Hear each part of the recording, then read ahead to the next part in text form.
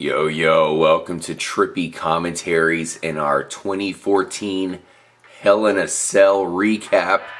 Man, it was a hell of a pay-per-view that we had tonight, man. A lot of really crazy matches, and we saw something we had never really seen before in wrestling. Some crazy visuals. We'll definitely be getting to that. Oh, definitely. I'm RJ, joining up with Raspo. What's up, y'all? And Retro Brett. Yo, what it do, y'all? Man, let's get right into this, guys. We have a lot to cover here. It started off with Dolph Ziggler defeating Cesaro, where I thought Cesaro would actually take out Ziggler once this championship match was made. I know last time we talked, Raspo, we weren't sure that this would be going down. It did go down, and Dolph wins. Yeah, I think we kind of alluded to the idea that this was going to be a match, and I believe they announced it, and it happened on Raw. Yeah. Cesaro had a really weird spot on the mic on Raw, and, he just kind of sounded a little strange, but... Yeah. He's not the best on the mic. He, of course, was great with Paul Heyman. But unfortunately for him, yeah, you have Brock. Had Paul Heyman. Well, Brock Lesnar came in, and Triple H is like, should I give Paul Heyman to Cesaro or Brock Lesnar? Sorry, you're out of luck, Cesaro. What do you think about the result of this match, Retro Brett? Well, this is one of the few matches that I picked right on. Oh yeah. Tonight, I was 3-5 for the whole night, but I feel any match with Ziggler in it is a really cool match, and Cesaro and Ziggler match. I feel they match up pretty well, and it was a pretty good match, pretty good kickoff match. Yeah. For once, the tag team championship match wasn't first, which is kind of cool. I'm tired of the same old order. Yeah. Well, hey, Dolph Ziggler. The reason why they do that is because the Usos are so freaking impressive. You want to start off on a high note. Dolph Ziggler's another way to do that. And this was a good match. It lasts 12 minutes and 15 seconds. Funny enough, if you watch the pre-show, you get to watch Mark Henry taking on Bo Dallas, who changed his name, I guess, to Bo Washington temporarily for the match. Yeah. That only lasted 36 seconds. Wow. Well, Bo said he wasn't ready and that Henry cheated, and cheaters never win. So. Oh, come on. Oh, Bo Dallas. All right.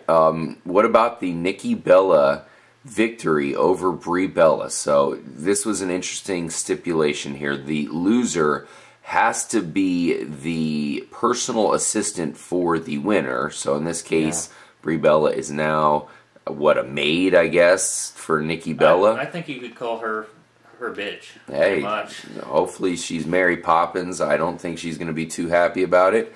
But if the loser...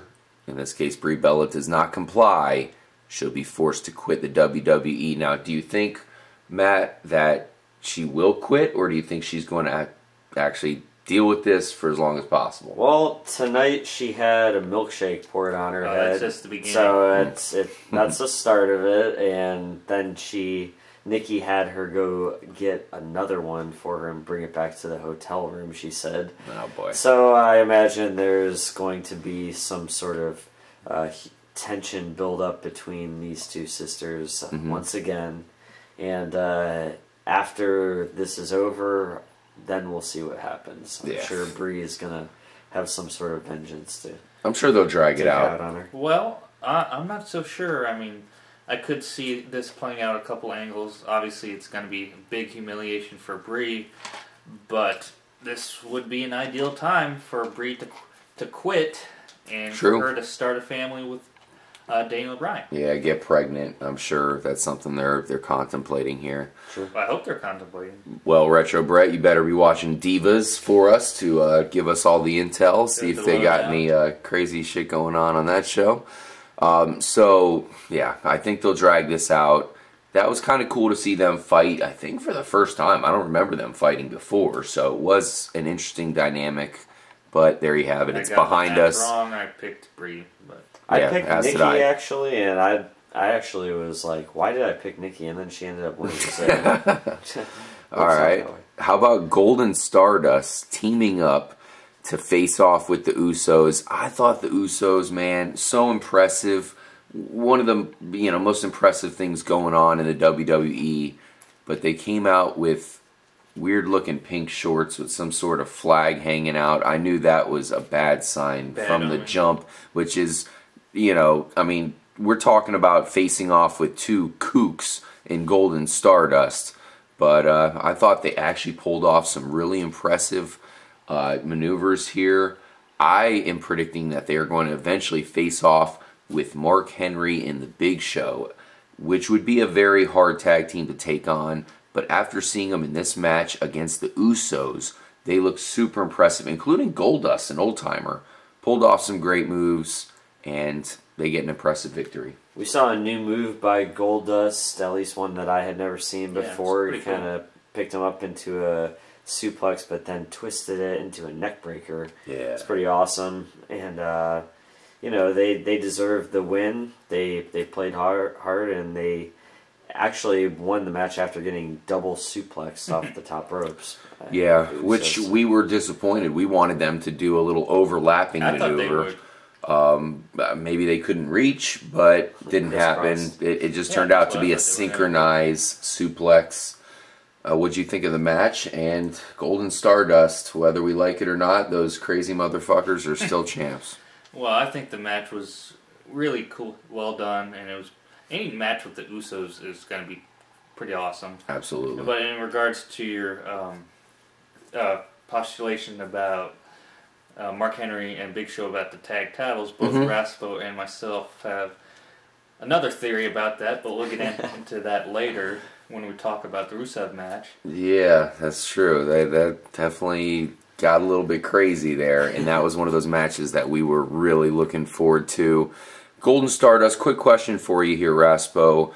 Do you look for them to hold on to the championship for a while? Do you like them as a power tag team? Or do you think there's going to be other tag teams to contend and possibly take the titles away from them? Well, I'm going to answer it like this. The real question is, how long will they hold on to the Cosmic Key? Because as long as they have the Cosmic Key, I think they're golden. And really? These two guys are going to probably have a little bit of a reign here.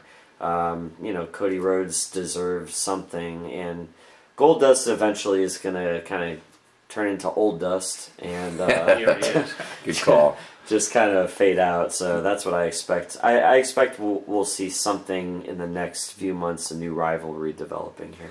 All right, guys, we're about halfway through, or nearly halfway through our recap here of Hell in a Cell 2014, so it's about time to cover the first of two main events they gave us at this event. This turned out to be one of the better pay-per-views of the year. John Cena facing off with his bitter rival, the Viper, Randy Orton. Hell in a Cell match. Retro Brett, I know you and fellow Trippy member here, FPS Kyle, are doing some research. These guys have fought off with each other quite a bit. Oh yes, thanks to FPS Kyle.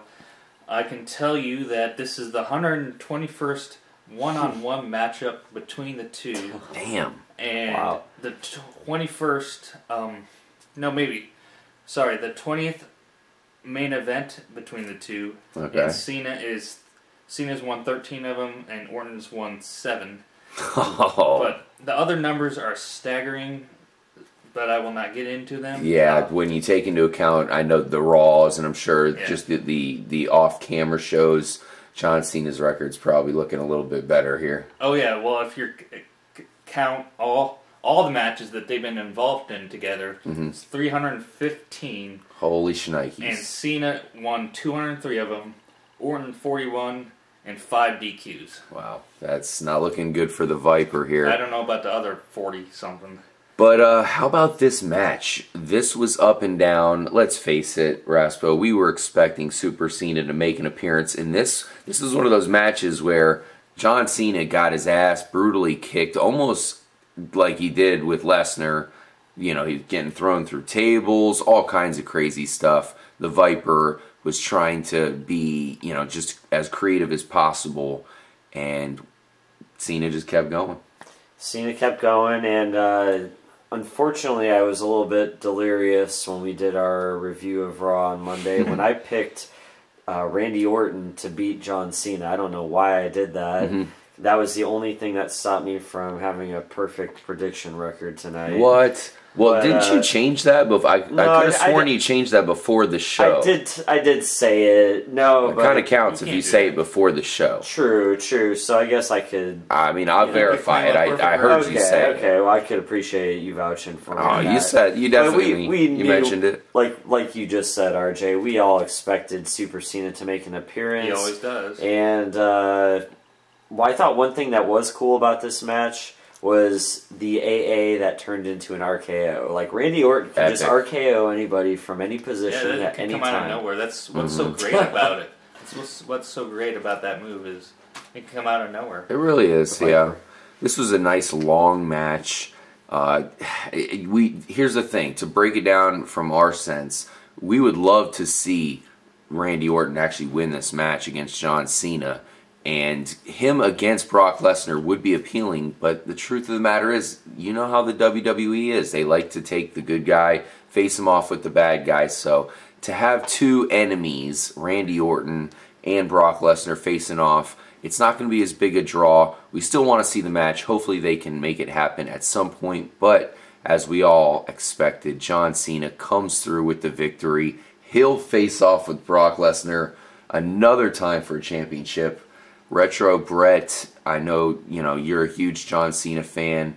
Your eyes were glued to this match. What can you tell us about it? Well, I picked Orton actually because we've seen Cena Lesnar twice already, and I thought they were going to go in a different direction, but I guess not. I thought this match was great. Both the cage matches were really, really epic. The other one a little bit more epic than this one, but we'll discuss that later. But I was happy to see Cena win, but kind of disappointed because I kind of wanted to see Orton Lesnar. I think there's still a chance, but just things have to happen. You know? Orton was going to get his ass kicked, but I kind of wanted to see it. And Cena might get his ass kicked again. We will find out as the match is now on. John Cena versus Brock Lesnar. Cena thinks that he might have been able to win last time. Seth Rollins messed that whole thing up. He gets another shot.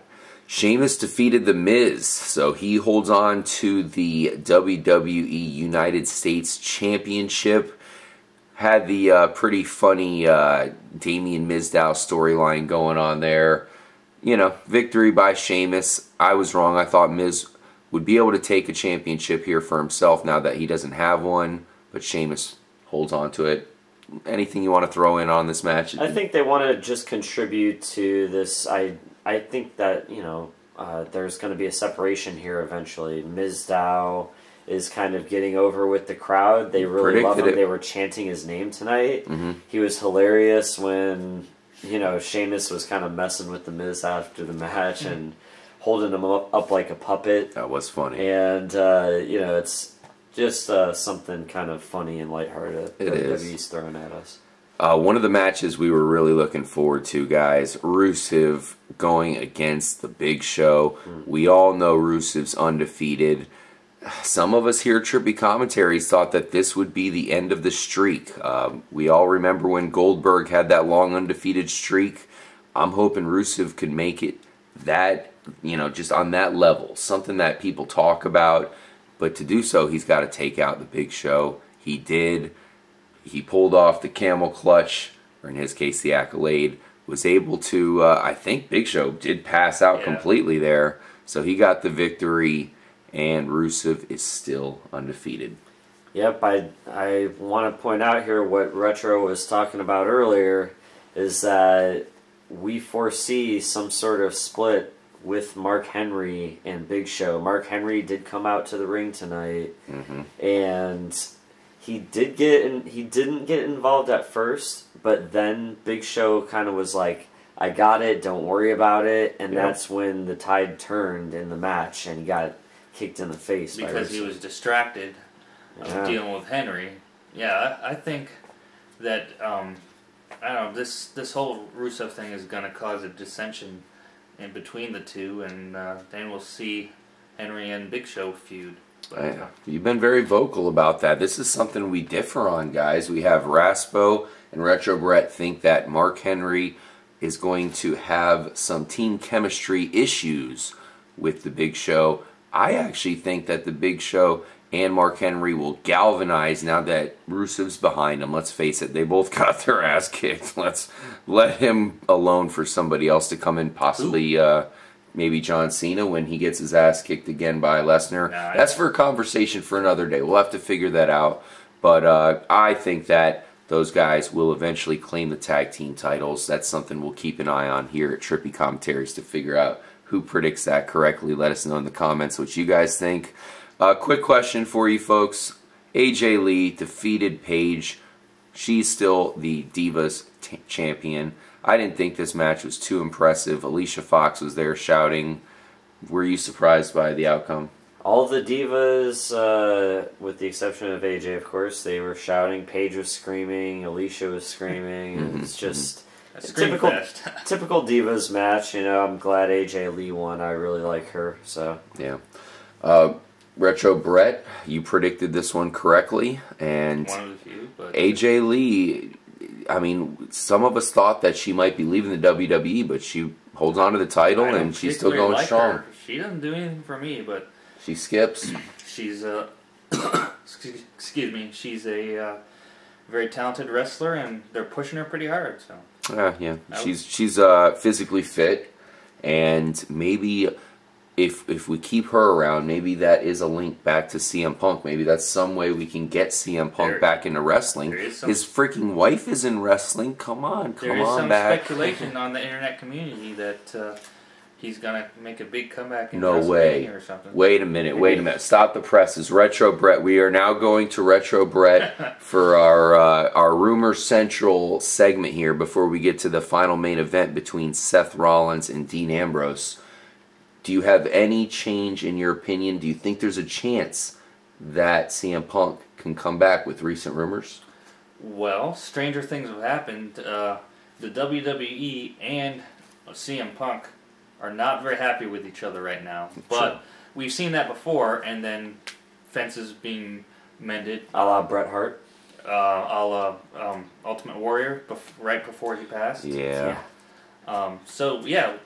It has happened, but then there's another rumor that Goldberg is going to be at WrestleMania as well. Wow. Goldberg. That'd be interesting. Maybe Goldberg can fight Rusev. That would be amazing. And hopefully Rusev watches out, because I think Goldberg might bring a taser, because his undefeated streak came to a close because of a taser. He might want to vindicate himself by ending Rusev's the same way. Let's go ahead and get into this main event, guys. It was Seth Rollins taking on Dean Ambrose, the two former Shield members, Hell in a Cell. Really crazy stuff. Dean Ambrose came out first, threw tons of chairs in there, tables, just went off before Seth Rollins could even come out. Then he decided to climb up on top of the Hell in a Cell, of course. You had Seth Rollins come out wondering what the hell's going to go on. He wanted to climb up. You had the two security guards, Jamie Noble and Joey Mercury.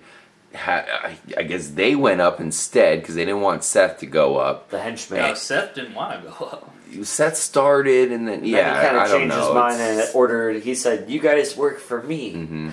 So, anyways, you keep your job? It turns out all of them were up there at the same time. An epic spectacle. Got crazy moves. I thought even Dean Ambrose was pulling off some moves on like Jamie Noble. I think got a face planted in there. Suplex on there. Eventually, they ended up back in the cage. Back and forth matchup here. Really crazy stuff going down. Before that, they were both superstars were climbing down the cage, and they both ended up landing on the announce tables and headbutt by Dean Ambrose. They both fall into each respective announce tables, and they crushing them. They tried to cart him off on stretchers, but Dean Ambrose was having none of that, and he dragged Seth Rollins back into the cage and demanded that he close the door, and the match started. This was an amazing match, especially, of course, once they got in the cage. Back and forth. Thought Seth Rollins took a beating here by Dean Ambrose. In fact, this is one of the best fights that I've seen Dean Ambrose do, from just a perspective of showing a lot of force, considering Seth Rollins is such an impressive fighter. I thought Dean Ambrose looked great, but you had Kane show up, blast him in the face with a fire extinguisher. Yeah, really made it hard on him. And just when you thought Dean Ambrose was going to get the victory, the curb stomp on the cinder blocks, everything went black. And who would show up? None other than Bray Wyatt. But not until we saw a hologram show up, possibly Sister Abigail. Sister Abigail, yeah, and this is kind of like one of those Undertaker moments, you know, like, what is going on right now? I knew something was going down. I kind of called this a couple weeks ago to keep an eye on Bray Wyatt, and here he is. Man, that was crazy stuff here, guys. The weird, gibberish, creepy noises that happened while the screen was black for a good 60 seconds. How'd that go? We were kind of having a guess on who could it be. We all knew it was Bray Wyatt, but he foiled the match. So, you know, no victory to Seth Rollins, no victory to Dean Ambrose. The victory kind of goes to Bray Wyatt, who we thought was missing from this event. It turns out there he is, and the Sister Abigail to Dean Ambrose ended it. Seth Rollins technically did win by rolling over and getting that win. But I'd like to point out that during the Divas Championship match, we saw none other than Bray Wyatt chilling at ringside. Yeah. That's true. He's eating some popcorn. Was it Bray Wyatt or was it a doppelganger? I don't know now. I'm not sure. And that's a good question. I want to point out that Bray Wyatt has appeared to join the Authority. Wow. You think so? Yep. Wow. Why else would he I don't think take so. out Ambrose? I know so. We will get into that and more tomorrow for our WWE Raw reactions. I'm sure there's going to be a lot covered on Raw after the Hell in a Cell fallout. Thank you guys for joining us. I'm RJ for Retro Brett and Raspo. Please drop in the comments what you thought of tonight's events. And we will see you in Raw reactions. Until then, stay trippy, guys.